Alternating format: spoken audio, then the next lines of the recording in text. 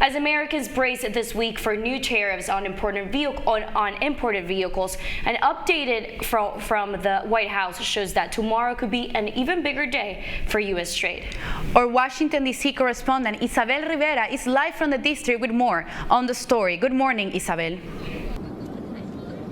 Good morning. President Trump said over the weekend that the reciprocal tariffs that he'll be revealing tomorrow in what he's calling Liberation Day will now apply to all nations, not just those with the largest trade imbalances in the U.S.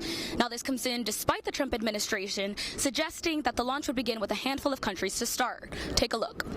You'd start with all countries. Earlier this month, Treasury Secretary Scott Bessent singled out in a Fox Business interview what he called the Dirty 15, a list of nations with the largest trade imbalances with the U.S. that are most likely to face duties. But in comments on Sunday, the president said that any deals related to the tariffs would follow once the levies were instated. The tariffs will be far more generous than those countries were to us. Meanwhile, a 25% tariff on all imported vehicles is still slotted to take effect starting Thursday, with duties on auto parts expected shortly after. Most likely prices are going to go up by a few $1,000s at least, but it would vary from brand to brand and maybe even from model to model. Aiming to move all auto manufacturing back to the U.S., President Trump shares that he, quote, couldn't care less if car prices rise. Analysts believe a major supply chain shift would take years to implement, years American companies would spend paying tariffs to offset the effects. Economist Michael Froman says that'll spike prices for consumers. You can't overrule the laws of economics with an executive order any more than you can overrule the laws of gravity. Foreman warns that cars won't be the only goods subject to these laws of economics. He predicts that the Trump administration's tariffs would raise prices and lower demand across the board. You combine that lesser demand